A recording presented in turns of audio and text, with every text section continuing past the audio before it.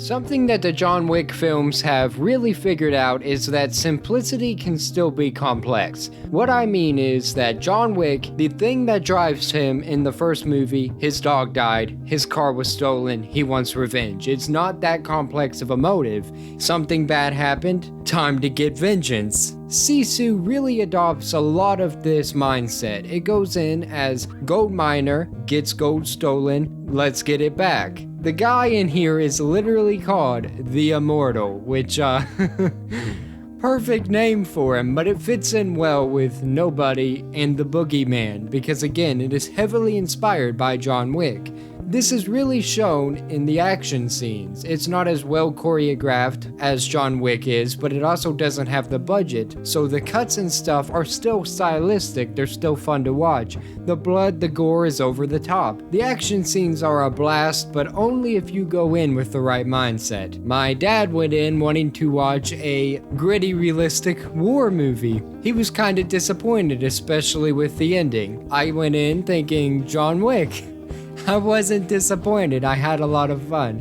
One of the things that really lends atmosphere to this movie is the environment. How everything is, the tone of the film is reliant on the fact that there are a lot of quiet, somber moments. There's not a lot of dialogue, there's not a lot of exposition. The main character barely even speaks. But the plot of the film is basically that he finds gold after looking for it for quite a while. He's on the road, headed to town, going to deposit the gold or trade it in, and somebody decides they're gonna get in his way and they all deserve to die. Like, that is the easiest way to put it. The first people he encounters, let's just say he gets the upper hand, but then once the gold is finally stolen, the rest of the movie is it's basically just a cat and mouse chase where he is chasing them because he is the predator and they are the prey. He wants to get his gold back, and regardless of the numbers, the artillery, the weapons, the disadvantages he has, technically, the advantages he has as a good fighter, as a good tactician, as somebody with nothing to lose, really puts him ahead, and he has an underdog type feel to him even as he is being spouted as this great,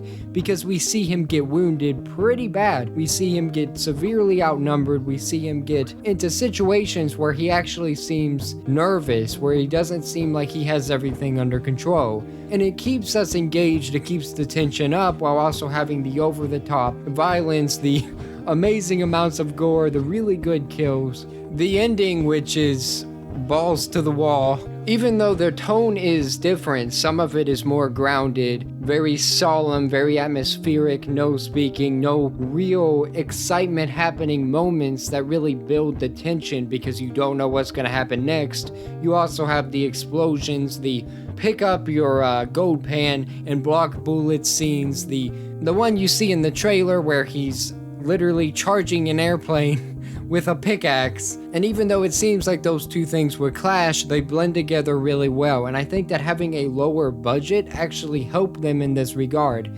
Instead of this being a giant bustling city or a very complicated battlefield with bodies strewn about and big barriers or anything along those lines, this is a more contained movie. It has more of a Bumblebee feel if Bumblebee had a lower budget, where there's just a lot of desert, so you feel isolated.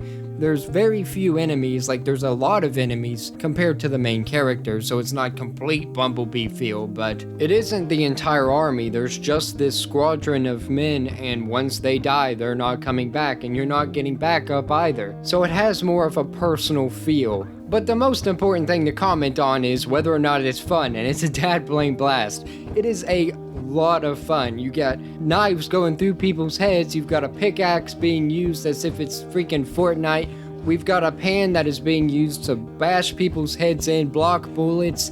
You got underwater kills with the underwater aspect looking better than the new Little Mermaid movie. The dog survives, which is literally the tagline, but it's not a this guy and his dog against the world movie like the trailers kind of portray it as.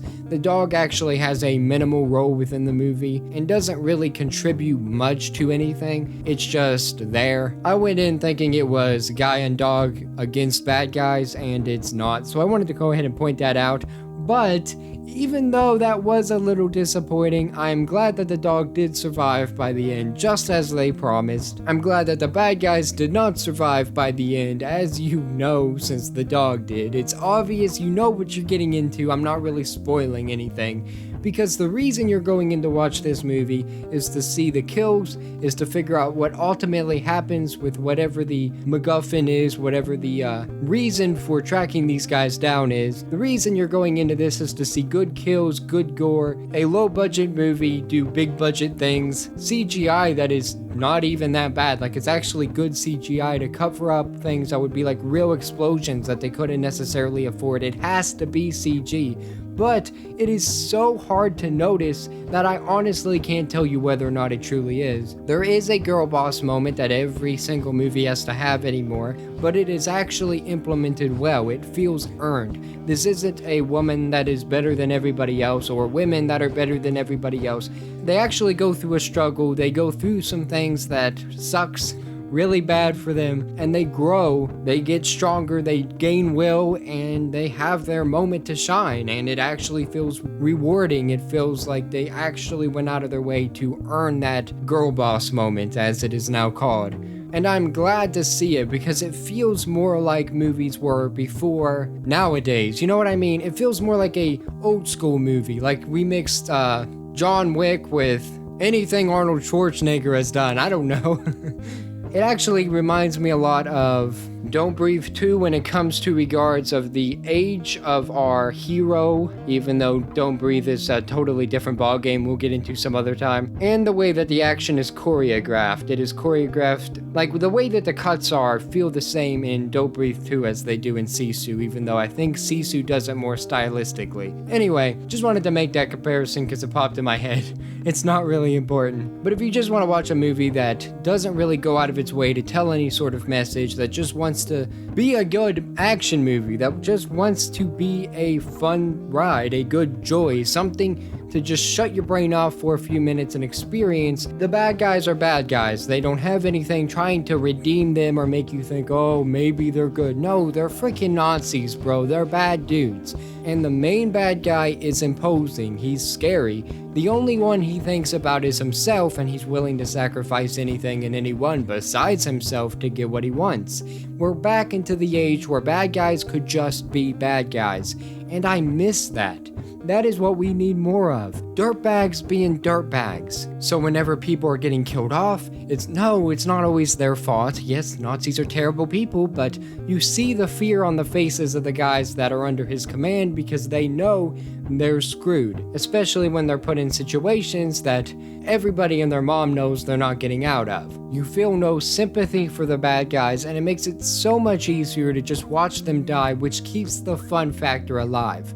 It's a lot more fun watching people you hate get dismembered than it is watching people that you're supposed to sympathize with get pretty wrecked. Like, it's such a stupid thing to make all the new bad guys relatable in some aspect. I do like the idea of having a relatable bad guy every once in a while, but the fact that it's a breath of fresh air to see one that's not is honestly concerning. Let bad people be bad people, and let Sisu stand on its own 2 feet as something that's not a John Wick clone, but something that pays homage to John Wick and takes its own spin on it, because that is exactly what it did, and all the actors did a really good job, the cast did a really good job, the directing is really good, and it's honestly just a really good movie. Go give it a watch. It's only an hour and a half, and it's definitely worth far more time than that.